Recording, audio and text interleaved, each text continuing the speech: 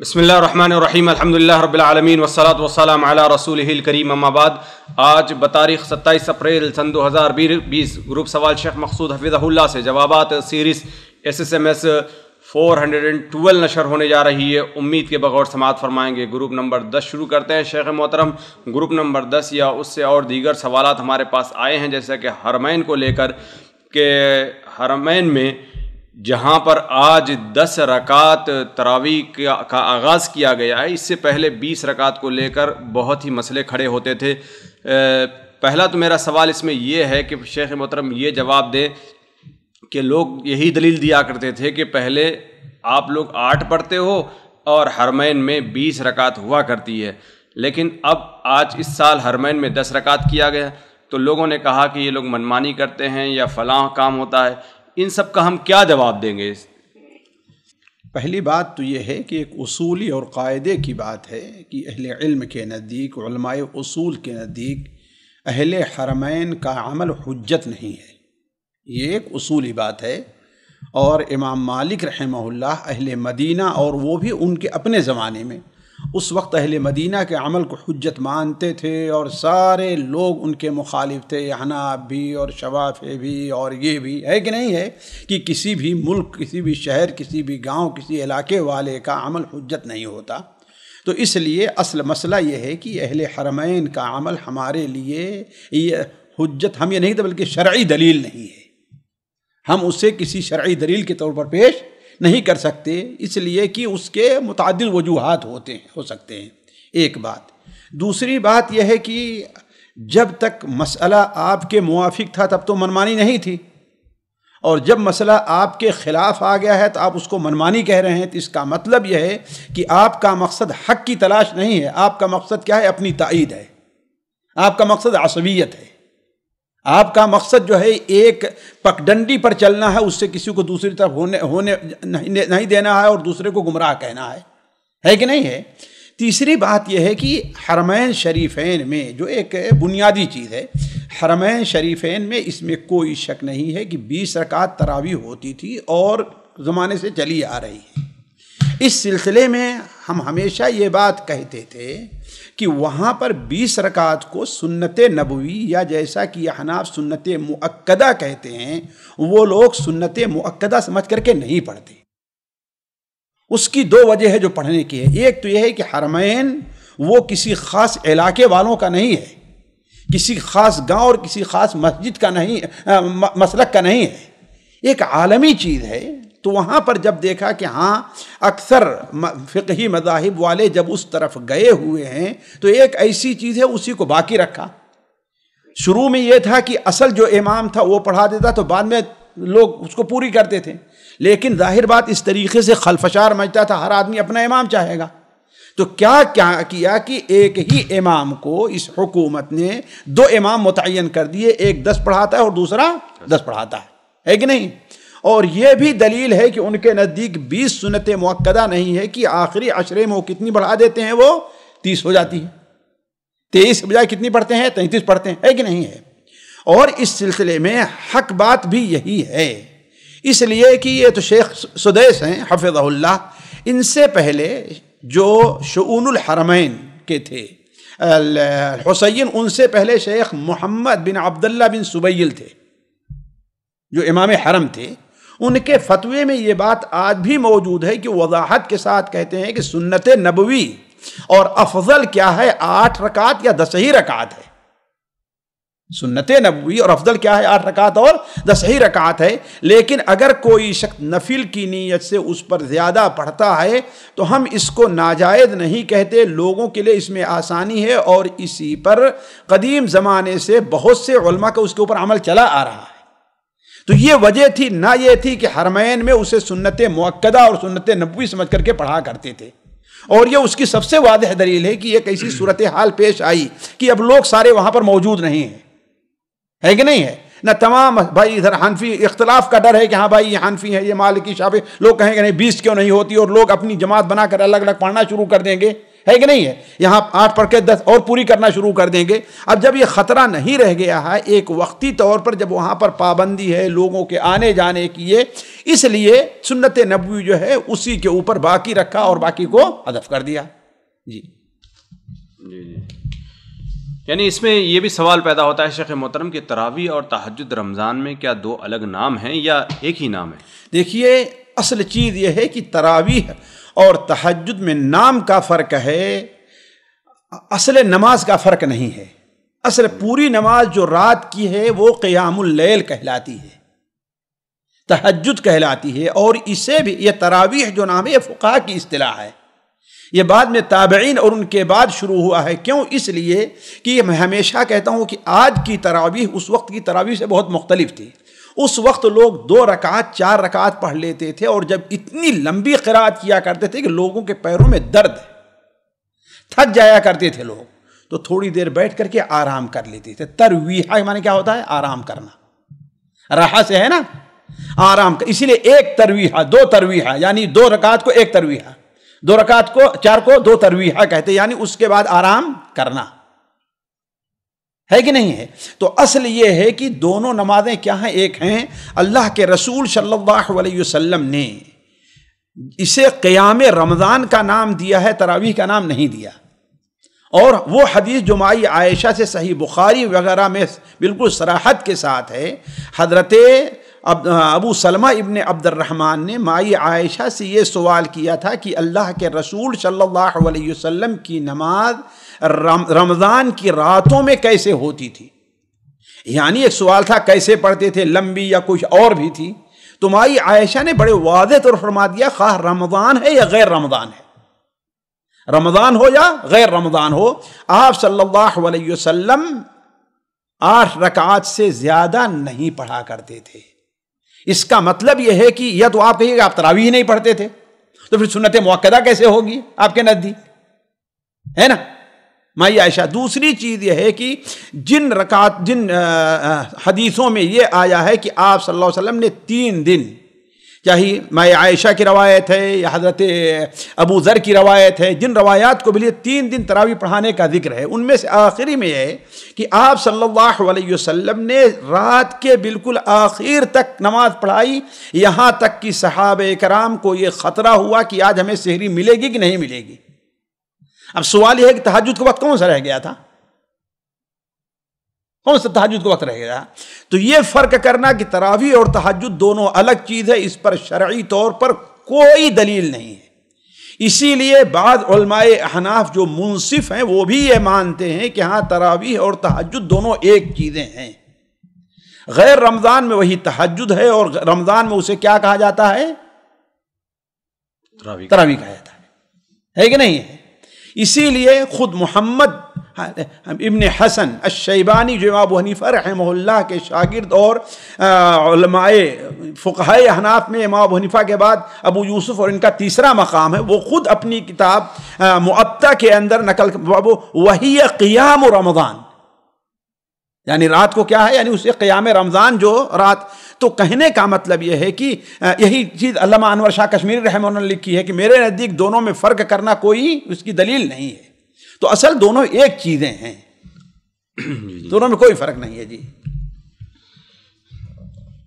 جی اگلا سوال ہے، ساتھی پوچھتے ہیں کہ جیسے کہ لوگ آج کل گھروں میں تراویح پڑھ رہے ہیں، تو یہاں پر سوال یہ پیدا ہوتا ہے کہ کیا کوئی شخص یا کوئی فیملی 2 رکعت کر کے تراویح پڑھ سکتی ہے یا نہیں پڑھ سکتی؟ مثال کے طور پر عشاء کے بعد انہوں نے 2 رکعت پڑھی یا 4 رکعت پڑھی، پھر اس کے بعد 12 بجے 1-2 رکعت پڑھ لی، پھر سحری سے پہلے 4 رکعت پڑھی، تو یہ عمل جائز ہے یا نہیں؟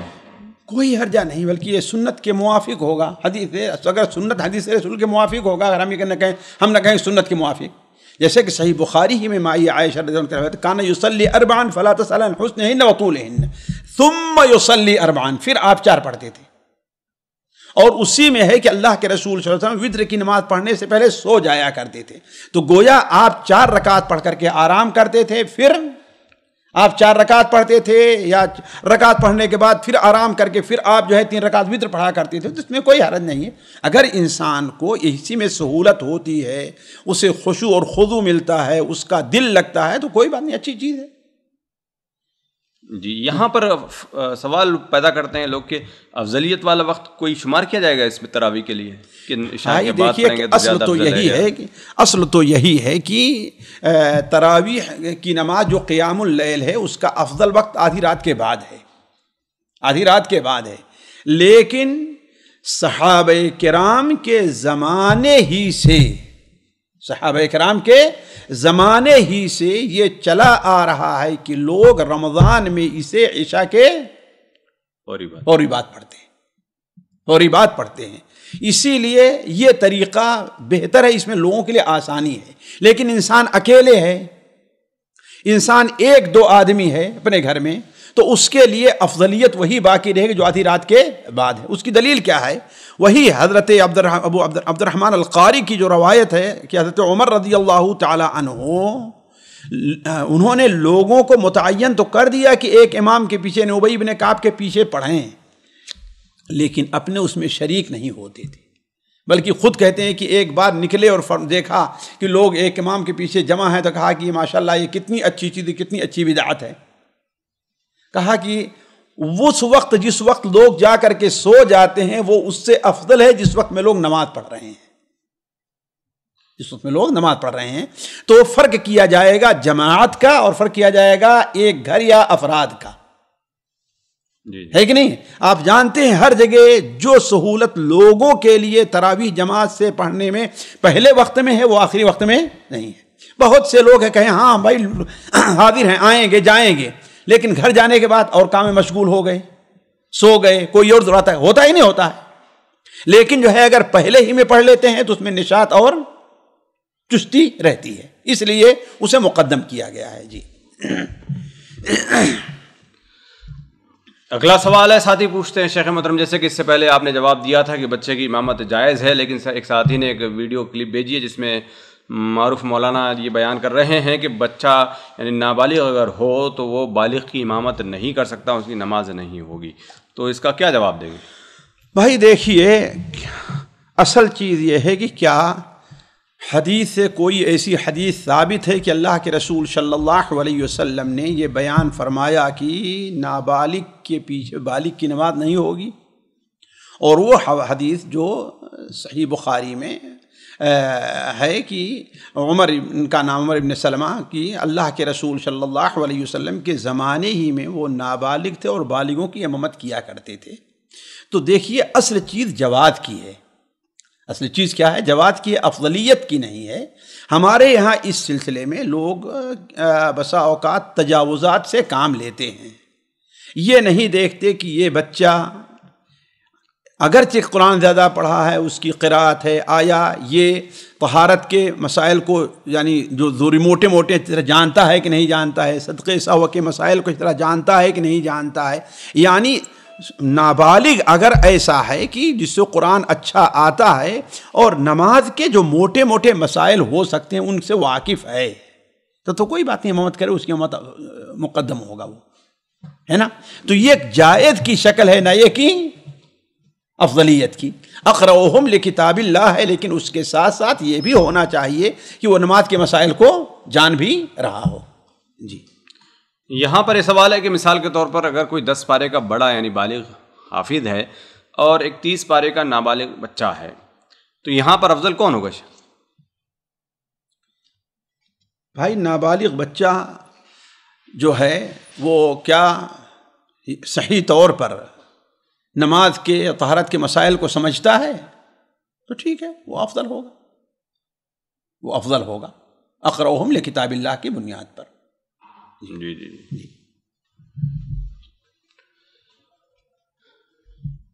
یعنی اس میں اس کلپ کے اندر یہ بھی بتایا گیا کہ عمر کی قید یہ کیا معنی رکھتی ہے شیخ؟ کیا اس عمر کے 12 سال کا اگر ہو جائے، جس سے کہ آج کل کی جو کیلنڈر کی ڈیٹ اگر نکالی جائے تو بالغ ہو جائے گا، اس کو شمار کیا جائے گا؟ نہیں، 12 سال میں تو نہیں، لیکن یہ ہے کہ عموماً جو ہے آج کل گرم علاقوں میں رہنے والے بچے 14 سال کے اندر، 13-14 سال کے، اور اس میں دیکھیے بچوں کی اپنی جسمانی ساخت کا بھی بہت بڑا دخل ہے۔ بعض بچے ہوتے ہیں آپ 16 سال کے ہو گئے نہیں بالغ، جسمانی طور بڑے کمزور ہیں، اور وہ ہیں 15 سال کے ہو گئے نہیں بالغ ہو، یا 15 سال کے ہونے کے بعد بالغ ہو رہے ہیں، اور بعض اس سے پہلے بھی ہے کہ نہیں ہے؟ مجھے یاد ہے کہ بچپن میں جو ہے وہ، میرے بچپن میں نہیں بلکہ یہ 1984-85 کی بات ہوگی کہ یہ لندن سے کوئی خبر آئی کہ سب سے کم عمر کا باپ کسی اسکول میں، جیسے کہ وہاں پر کوئی ایجوکیشن ہے اور وہاں پر جو ہے ظاہر بات ہے زنا غیر زنا اس میں کوئی پابندی بھی نہیں ہے، تو اس 12 سال کے بچے نے کسی لڑکی کے ساتھ زنا کیا، اور وہ تو اس کا مطلب ہے کہ وہ بالغ ہو گیا تھا قبل بلوغت، جو ہے حمل ہونے کا اس کی حمل کہنے کوئی معنی ہی نہیں ہے کہ نہیں ہے؟ تو یہ کیا ہے، بسا اوقات بچے کی ساخت و جسم پر بھی ہوا کرتا ہے جسمانی، لیکن عموماً بچے 12 سال میں بالغ نہیں ہوتے، لیکن بعد ہو بھی سکتے ہیں۔ لیکن 12 سال کا اگر بچہ ہے، پڑھا لکھا ہے، جسمانی اعتبار سے اور ہے، تو وہ اس لائق ہے کہ امامت کرے۔ کیوں؟ اس لیے کہ جانتے اول بلوغت کے قریب ہے، ثانیاً وہ مسائل کو اس لائق کہ سمجھنے والا ہے، ثالثاً اس کے اندر تمیز پائی جا رہی ہے۔ عام اس سے چھوٹے 7 سال 8 سال کے جو بچے ہوتے ہیں عموماً تمیز نہیں ہوتی ہے، وہ اس کے اندر نہیں ہے۔ جی اگلا سوال ہے، ساتھی پوچھتے ہیں جیسے کہ آج کل اس سے ہمارے اعتکاف کے مسائل میں بھی یہ بات گزر چکی ہے کہ کیا اعتکاف آج اس مرتبہ مساجد میں نہیں ہے تو کیا گھر میں اعتکاف جائز ہوگا یا نہیں ہوگا؟ اگر ہوگا تو اس کے کیا شرائط ہوں گے؟ بھائی دیکھیے، جیسے جمعہ گھر میں نہیں ویسے اعتکاف بھی گھر میں نہیں ہے۔ اعتکاف کے لیے مسجد شرط ہے، یا اس نازلے کی بنیاد پر علماء امت نے کوئی مسئلہ نکالا ہو تو یہ میرے علم میں نہیں ہے، لیکن اصل یہ ہے کہ اعتکاف کی جگہ کہاں ہے؟ وہ مسجد ہے، نہ کہ گھر ہے۔ ہمارے یہاں بہت سے لوگ ہوش کے بجائے جوش اور جذبات سے کام لینا شروع کر دیتے ہیں، ہے کہ نہیں؟ اب اس سلسلے میں زیادہ تر وہی لوگ بات کریں گے جو اعمال میں کوتاہ، عبادات میں کوتاہ۔ اب صرف رمضان آ گیا، سب سے بڑا مسئلہ ان کے سامنے کیا؟ تراویح اور اعتکاف کا ہے۔ اللہ کے بندے، اگر بندہ اعتکاف ہر سال کرتا تھا، وہ اس سال اعتکاف نہیں کر پائے گا رمضان میں، تو اس کے لیے 2 آپشن ہیں۔ ایک تو یہ ہے کہ اللہ تعالیٰ اسے اس کی نیت پر اجر دے گا، ہے کہ نہیں؟ دوسری بات یہ ہے کہ یہ گزرنے کے بعد، یہ حالات گزرنے کے بعد، وہ اپنے 10 دن کے اعتکاف کو دوسرے دنوں میں مسجدوں میں پورا کر لے گا۔ اللہ کے رسول صلی اللہ علیہ وسلم جب سفر پر گئے یا جب عورتوں سے معاملہ کی وجہ سے آپ نے اعتکاف چھوڑ دیا، تو گھر میں اعتکاف کیا آپ نے؟ نہیں اعتکاف کیا۔ نہ عورتوں اپنی بیویوں سے کہا تم گھر میں اعتکاف کر لو، اور نہ یہ کہ آپ نے مسجد کو چھوڑا تو گھر میں جا کر کے اعتکاف کر لیا، نہیں کیا نا، بلکہ کیا کیا آپ نے؟ بعد میں اس کی قضا بعد میں جا کر کے کی۔ تو لہذا ایسے ہمارے جو بھائی اعتکاف کے عادی ہیں، اللہ تعالیٰ قبول فرمائے۔ اگر ان کو اعتکاف کا موقع نہ بھی ملا تو اللہ تعالیٰ انہیں اعتکاف کا اجر دے گا، اس لیے کہ جو عبادت کرنے کا بندہ عادی ہو، اگر کسی عذر کی بنیاد پر وہ عبادت چھوٹ جائے تو اللہ تعالیٰ اس کا اجر دیتا ہے، جیسا کہ بہت سی حدیثیں اس سلسلے میں وارد ہیں۔ جی اگلا سوال ہے، ساتھی پوچھتے ہیں کہ کیا اللہ تعالیٰ یعنی حقوق العباد کو اور قرض وغیرہ کو قیامت کے دن معاف کرے گا یا نہیں، یا کر سکتا ہے یا نہیں؟ اور اسی طریقے سے کہا کہ اگر اللہ رب العالمین معاف کر سکتا ہے تو اس کے کیا شرائط و ضوابط ہوں گے؟ بھائی دیکھیے، معاف کر سکتا ہے یہ بڑا وسیع ہے۔ ان اللہ لا یغفر ان یشرک بہ ویغفر ما دون ذلک لمن یشاء۔ اللہ تعالیٰ اس کے علاوہ جس کو چاہے معاف کر سکتا ہے، لیکن اللہ تبارک و تعالی نے شریعت کے کچھ اصول اور ضوابط رکھے۔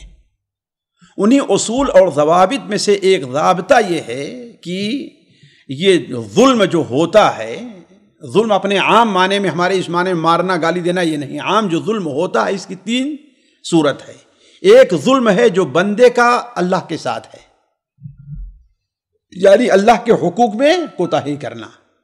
اس میں شرک کے علاوہ اللہ تعالیٰ ہر ایک کو معاف کر سکتا ہے۔ دوسرا ظلم ہے جو بندے کا اپنے اوپر ہے، یعنی گناہ کا کام کر کے وہ اپنے اوپر ظلم کیا، اللہ تعالیٰ اس کو بھی۔ تیسرا ظلم ہے جو بندے کا بندے کے ساتھ ہے، کسی کا مال کھایا ہے، کسی کو گالی دی ہے، کسی، یعنی جو چیزیں ہوتی ہیں یہ اللہ تبارک و تعالی نے رکھا ہے کہ یہ بندے کے اوپر ہے. جب بندہ معاف کر دے گا تو ہم بھی معاف کر دیں گے، ورنہ اس کی گرفت کریں گے.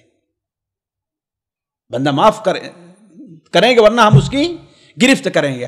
اب دیکھیے اس گرفت کی مختلف نوعیت ہو سکتی ہے، مختلف نوعیت ہو سکتی ہے، لیکن اصل چیز یہ ہے کہ کیا اسے اللہ تعالیٰ معاف کرے گا یا نہ کرے گا. لیکن دیکھیے جہاں تک معاف کر سکنے کا تعلق ہے اللہ تعالیٰ معاف کر سکتا ہے، لیکن آپ کہیں کہ پھر اس کا حق کہاں جائے گا؟ اللہ تعالیٰ قدرت رکھتا ہے کہ وہ اسے اپنی طرف سے، کس کو؟ مظلوم کو اپنی طرف سے دے دلا کر کے خوش کر دے اور اسے معاف کر دے. لیکن یہ اسی صورت میں ہوگا کہ بندہ اپنے کیے پر شرمندہ تھا، اپنے کیے پر شرمندہ تھا، وہ توبہ کر رہا تھا، وہ چاہتا تھا کہ یہ ظلم جو مجھ سے صادر ہوا ہے میں اس کا بدلہ چکا دوں، وہ اپنا بدلہ لے. لیکن بہت سی صورتحال ہوتی ہے کہ وہ نہیں کر پاتا. مثال کے طور پر کسی کا اس نے جو ہے 1 لاکھ چرا لیا ہے نا.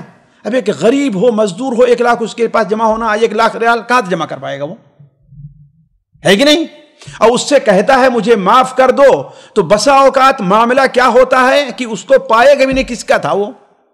اب مثال کے طور پر یہاں پر انسان ایک دکان پہ کام کرتا تھا، یہاں سے چلا گیا انڈیا، یہاں سے انڈیا چلا گیا، ہے کہ نہیں؟ ایسا ہوتا ہے نا.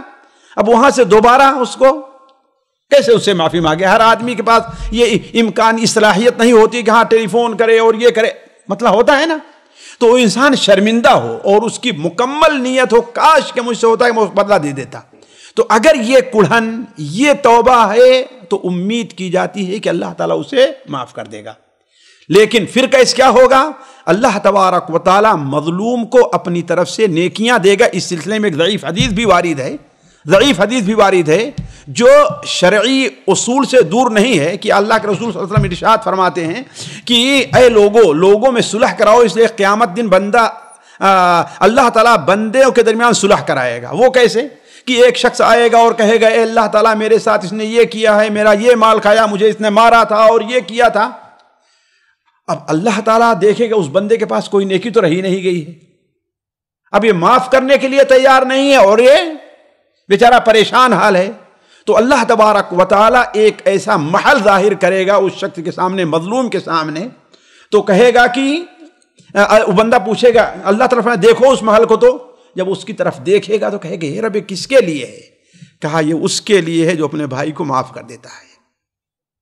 تو اللہ تعالیٰ فرمائے گا، وہ بندہ کہے گا اے اللہ ہم نے اپنے بھائی کو معاف کر دیا ہے. صحیح ضعیف ترغیب ترغیب علامہ البانی اس کو رکھا ہے. لیکن یہ ہے کہ اللہ تعالیٰ اس پر قادر ہے. اسی لیے یہ کہا جا سکتا ہے کہ کوئی شخص حقوق العباد سے چھٹکارا لینا چاہتا تھا، اس سے معاف کرنا چاہتا تھا، لیکن نہیں کر سکا اور حج کر لے رہا ہے، اس کا حج مقبول ہو جائے تو اللہ تعالیٰ اس کے حقوق العباد کو بھی معاف، جیسے کہ حضرت انس بن مالک کی روایت جو ہے صحیح ترغیب و ترہیب کے اندر موجود ہے. جی اسی کے قریب کا سوال ہے، ساتھی پوچھتے ہیں کہ ہمارا کفیل جو ہے یعنی پیسے ہمارے بہت مارتا ہے کسی نہ کسی سبب اور وجہ کو بنا کر، کبھی 200 کبھی 300 ریال. تو کیا میرے لیے جائز ہے کہ وہ جب میں کہتا بھی ہوں تو نہیں دیتا ہے اور کہتا ہے کہ ہم نے دے دیا جھوٹ کہتا ہے، تو ایسی صورت میں کیا ہم جھوٹ طریقے سے دوسرے طریقے سے بل میں اضافہ کر کے ہم وہ پیسہ واپس لے سکتے ہیں اپنا؟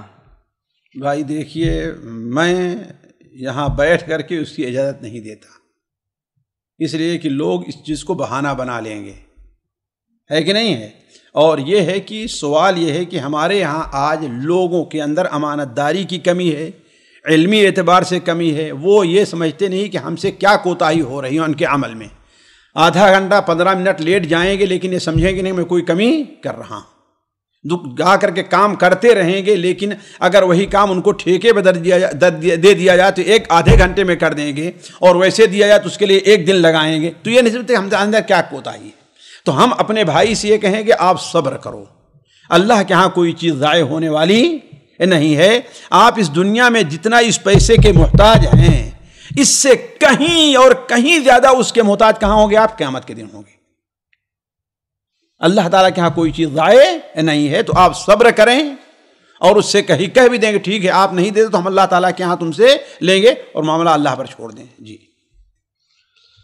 جی اگلا سوال ہے، ساتھی باطنی گندگی سے متعلق سوال کرتے ہیں کہ ایسے ان کے دماغ میں یہ بات آتی ہے کہ شیخ محترم کہ ان کی والدہ وغیرہ کسی گندی چیز کو ہاتھ سے پکڑ لیتی ہیں، پھر اس کے بعد وہ چیز سوکھ جاتی ہے، پھر اس کے بعد اس میں سے اگر پسینہ وغیرہ نکلتا ہے، موبائل وغیرہ پکڑ لیتے ہیں تو اس میں وہ چیز لگ جاتی ہے، تو یہ سب چیزوں کا کیا جواب دیں گے؟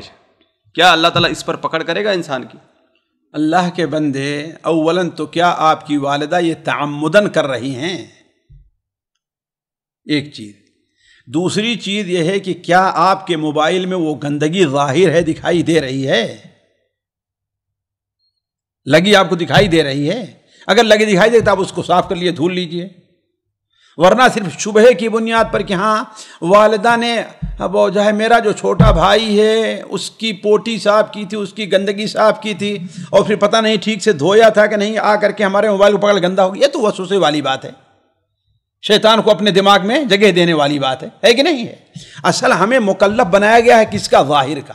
اللہ کے رسول صلی اللہ علیہ وسلم نے اسی دروازے کو بند کرنے کے لیے جب آپ کے پاس یہ آیا سوال کیا صحابہ نے کہ اے اللہ کے رسول صلی اللہ علیہ وسلم، کچھ لوگ گوشت لے کر کے بیچنے آتے ہیں، ابھی نئے نئے مسلمان ہوئے ہیں، پتہ نہیں وہ لوگ اللہ کا نام لیتے ہیں کہ نہیں لیتے ہیں. آپ نے کیا کہا؟ تم اس وسوسے میں نہ پڑو، ایسا کیا ہے کہ نہیں کیا ہے، لو تم اللہ کا نام لے کر کے کھا لو، ہے کہ نہیں؟ تو اصل جو شرعی حکم ہے وہ ظاہر اور مادی اس کے اوپر ہے، نہ یہ کہ کسی شبہے کے اوپر. جی ان کا یہ بھی سوال ہے شیخ محترم کہ غسل کرتے ہیں تو حمام میں جو بخارات رہتے ہیں اس کا کیا ہوگا؟ تو بخار تھوڑی گندا رہتا ہے. آج کل کا حمام تو الحمدللہ دیکھیں کہ آج کل کے حمام میں تو آپ بیٹھ جائیں تو آپ کو گندگی نہیں لگے گی، جو بنے ہوئے ہے کہ نہیں ہے. جو قضائے حاجت کی جگہ اس میں بھی اتنا پانی آدمی ڈالتا ہے، اتنا پانی ڈال دیتا ہے کہ وہ سارا وہ بہہ جاتا ہے. اور اس کے باہر کا حصہ جو ہے الحمدللہ آج مٹی طرح نہیں ہے کہ ہاں پیشاب کیا وہیں پر جمع ہوا ہے کہ نہیں ہے؟ آج اتنا صاف رہتا ہے کہ تو اس قسم کے وسوسوں کو اور اس قسم کے خیالات کو ذہن میں دخل دینا اپنے آپ کو مشکل اور پریشانی میں ڈالنا ہے. جی اگلا سوال ہے، ساتھی پوچھتے ہیں کہ کیا سفر میں روزہ رکھنا اللہ تعالیٰ کی نافرمانی کے مترادف ہے جبکہ مسافر کو سفر میں کوئی مشقت نہیں ہوتی ہے؟ اللہ کے رسول روزہ رکھنا کہ روزہ نہ رکھنا؟ ہمارے بھائی کیا سوال ہے؟ روزہ رکھنا، کیا سفر میں روزہ رکھنا یعنی سفر میں روزے کی رخصت دی گئی ہے؟ اللہ کے رسول صلی اللہ علیہ وسلم نے روزہ نہیں رکھا ہے، صحیح بخاری وغیرہ میں جیسا کہ ہے، آپ اللہ کی نافرمانی نہیں کرتے تھے. اللہ کے بندے ہے نا، اس طریقے سے تنگ نظر نہ بن جاؤ. اللہ تعالیٰ نے سفر میں روزہ افطار کی اجازت دی ہے، اسے سنت نہیں قرار دیا ہے. اسی لیے علماء کہتے ہیں کہ سفر میں روزہ رکھنے کی کئی کیفیت ہے. ایک کیفیت تو یہ ہے کہ انسان کے لیے سفر میں روزہ رکھنے میں کوئی پریشانی نہیں، جو وہی مشقت ہے جو انسان عام یا بہت معمولی 1-2%, 5% بڑھ گئی، تو ایسی صورت میں سفر میں روزہ رکھنا افضل ہے. کیوں؟ اللہ کے رسول صلی اللہ علیہ وسلم نے سفر میں روزہ رکھا ہے اور یہ براءت الذمہ اس میں ہے اور رمضان کی فضیلت بھی اس میں حاصل ہو رہی ہے. دوسرا یہ ہے کہ سفر میں مشقت ہو رہی، پریشانی ہو رہی ہے، لیکن ایسی پریشانی نہیں ہے کہ انسان کو اس کے کاموں سے روک دے یا اس کے لیے ہلاکت کا سبب بنے. تو ایسی صورت میں روزہ افطار کرنا کیا ہے؟ اس کے لیے افضل ہے، اس لیے کہ اللہ تعالیٰ نے آپ کو جو سفر میں روزہ افطار کیا اسی لیے تاکہ آپ مشقت میں نہ پڑیں. اور تیسری صورت یہ ہے کہ انسان کو سخت مشقت لاحق ہو رہی ہے، جس کام کے لیے گیا ہے وہ کام کیا ہے وہ نہیں کر پا رہا ہے نا، یا اس سے خطرہ یہ ہے کہ وہ کہیں اس کو جو ہے وہ بیمار نہ ہو جائے یا اسے کوئی نقصان نہ پہنچ جائے، تو ایسی صورت میں روزہ رکھنا اس کے لیے ناجائز ہوگا. اور اسی پر وہ حدیث جو صحیح بخاری میں ہے، اولئک العصاۃ اولئک العصاۃ، یہی لوگ نافرمان ہیں، یہی لوگ نافرمان ہیں، اسی کے اوپر وہ حدیث فٹ کی جاتی ہے. جی اگلا سوال ہے، ساتھی پوچھتے ہیں کہ عید کی نماز کا بھی کوئی ابتدائی وقت اور انتہائی وقت ہوتا ہے، کیا عید کی نماز بھی قضا ہو سکتی ہے یا نہیں؟ بھائی عید کی نماز جو ہے وہ اس کا اصل وقت صبح کو جو چاشت کا وقت شروع ہونے کا ہے وہ ہے اور دوپہر تک رہتا ہے. سورج ڈھل جانے کے بعد عید کا وقت اب ختم ہو گیا ہے. جی اسی کے قریب کا سوال ساتھی آگے پوچھتے ہیں کہ کیا گھر میں اگر عید کی نماز اگر پڑھنی پڑ جائے تو کیا یہاں پر بھی خطبہ یا بیان دینا ضروری ہوگا یا صرف عام نمازوں کی طرح پڑھی جائے گی؟ بھائی دیکھیے، اس سلسلے میں مجھ چھوٹے علم صاحب علم کو کچھ کہنا مناسب نہیں ہے، اور البتہ یہ ہے کہ میں علماء کے فتاوے نقل کر دے رہا ہوں اس سلسلے میں۔ لجنہ دائمہ کا یہاں پر فتویٰ ہے، ان کی جلد ہمارے خیال سے 8 میں یا کس میں موجود ہے کہ وہ لوگ یہی، بلکہ امام حنبل رحمہ اللہ، امام شافعی، امام مالک، ان تمام کا یہ نقل کیا ہے کہ اگر کوئی شخص عید کی نماز نہیں پڑھایا، اس کی عید کی نماز چھوٹ گئی، اس کے عوض میں وہ گھر میں پڑھ رہا ہے، تو عید کی نماز تو ویسے ہی پڑھے گا جیسے اسے پڑھنا چاہیے، لیکن خطبہ بدون خطبہ، انہوں نے شرط کیا لگائی ہے؟ بدون خطبہ کی۔ اور ابھی مفتی، یہاں کے مفتی کا فتویٰ بھی آیا ہے کہ ایسے اگر یہ سلسلہ جاری رہا، جو ابھی یہاں پر چل رہا ہے لاک ڈاؤن، اگر جاری رہا تو گھروں میں عید کی نماز پڑھیں، عید کی نماز پڑھیں گے لیکن خطبہ نہیں دیں گے۔ واللہ عالم۔ خطبہ نہ دینے کی کیا وجہ ہے یہ بتا رہا ہوں کہ میرے مجھ کم علم کا کچھ کہنا اس سلسلے میں مناسب نہیں ہے، لیکن یہ ہے اہل علم کا فتویٰ۔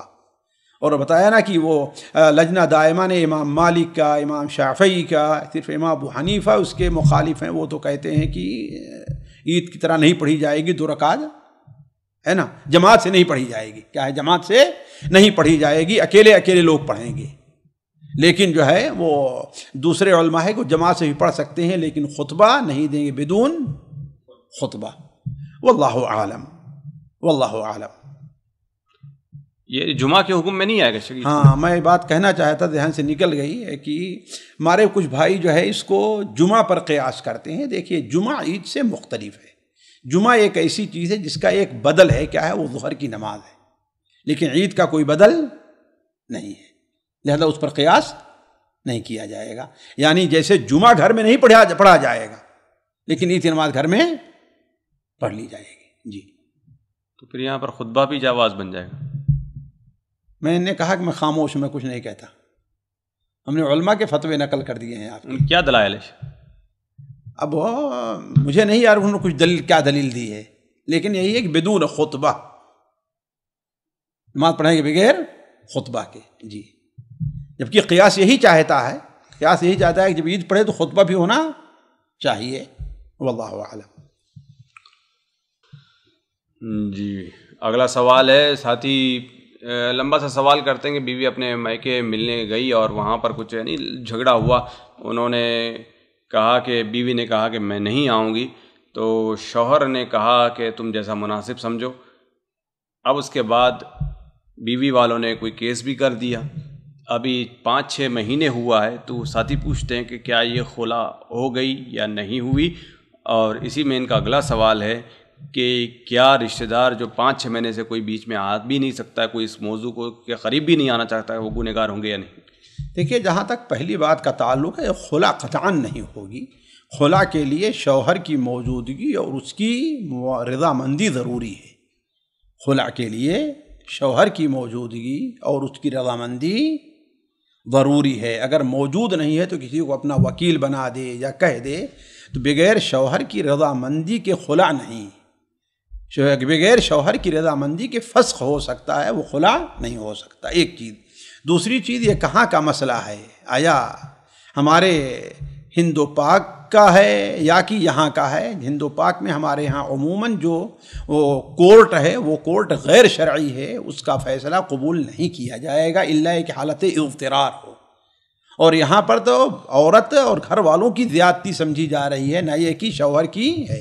اور شوہر نے طلاق نہیں کہا، جس نے کہا جیسا سمجھو، جیسا سمجھو۔ دوسری بات آپ نے جو سوال کیا ہے وہ یہ ہے کہ خاندان والے، اب دیکھیے خاندان والے دخل نہیں دے رہے ہیں، اس کی کچھ وجوہات ہو سکتی ہیں بھائی، ہے کہ نہیں؟ اس لیے کہ ہو سکتا ہے کہ شوہر یا بیوی کی طرف والے صاحب شر ہوں، جن کی طرف سے شر پہنچنے کا خطرہ ہو۔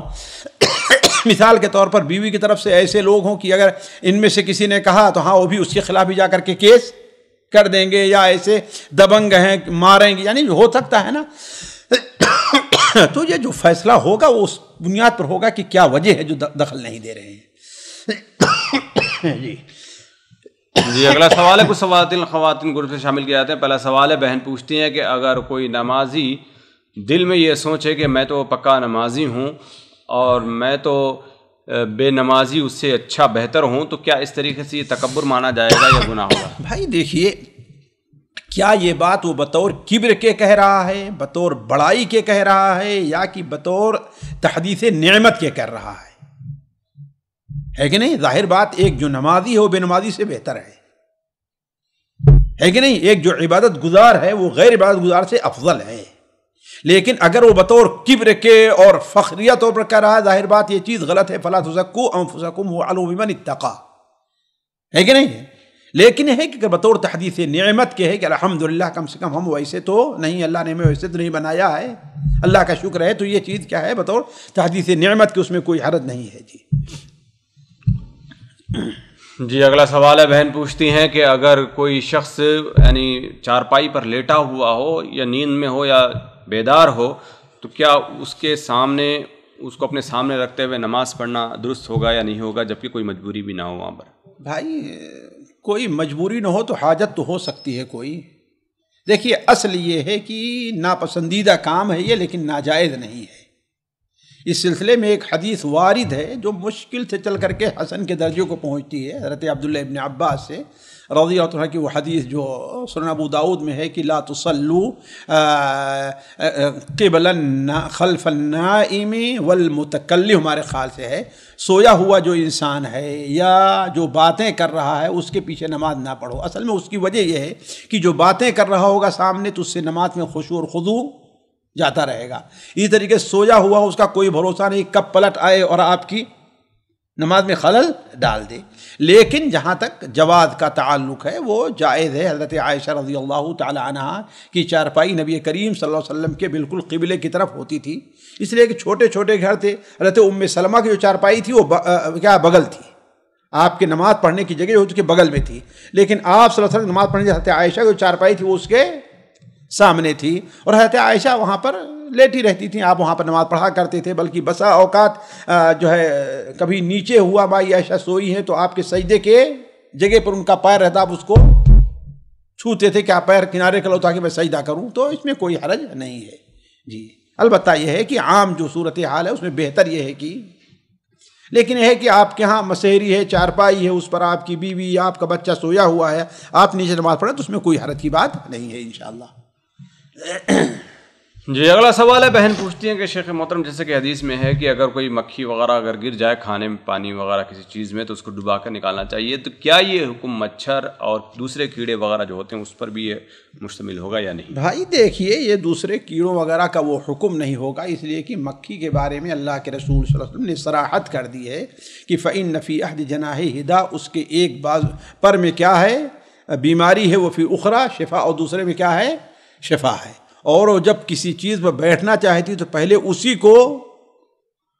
کو رکھتی جس کے اندر بیماری ہے اور اس کو بچائے رکھتی ہے. لیکن اب دوسرے ایسے کیڑوں کے بارے میں یہ چیز وارد نہیں ہے، لہذا اس پر یہ حکم نہیں لگے گا. جی اگلا سوال ہے، بہن پوچھتی ہیں کہ جیسے کہ پیٹ کے بل سونے سے منع کیا گیا ہے، کیا پیٹ کے بل صرف لیٹنا بھی منع ہے؟ نہیں، اگر کوئی وجہ ہے تو کوئی حرج نہیں ہے، وہ منع ہے عام حالات میں. لیکن اگر کوئی وجہ ہو، کسی کے پیٹ میں درد ہے کہ نہیں، یا بسا اوقات بعض لوگوں سے ہوتے ہیں عادت بن جاتی ہے کہ ان کو بغیر وہ نیند ہی نہیں آتی ہے، تو الگ مسئلہ ہے. جی سامعین کرام، ہمارے علمی اور عوامی دروس اور سوال و جواب کی مجلسوں سے آپ خود بھی مستفید ہوں اور اپنے دوست و احباب کے ساتھ بھی شیئر کریں. عین ممکن ہے کہ آپ کے شیئر سے کسی کی اصلاح اور آپ کے لیے صدقہ جاریہ بن جائے. واٹس ایپ پر اسلامک میسج حاصل کرنے کے لیے نمبر نوٹ فرمائیں: یعقوب عزیز 00966 5089 59707. واٹس ایپ سوال جو آپ گروپ میں ایڈ ہونے کے لیے نمبر نوٹ فرمائیں: عبدالسلام عمری 00966 502627 622. نمبر بھیجتے ہوئے نام اور پتہ ضرور لکھیں. اسی طرح ہمارے یوٹیوب چینل اسلامی دعویٰ کو ضرور سبسکرائب کریں تاکہ ہماری ہر نئی اور اہم ویڈیو کی اطلاع آپ کو فوری حاصل ہو جائے. تمام دروس، مقالات اور سوال و جواب سیریز کے لیے ہماری مشہور ویب سائٹ www.islamidawah.com کا مشاہدہ کرتے رہیں. السلام علیکم ورحمۃ اللہ وبرکاتہ.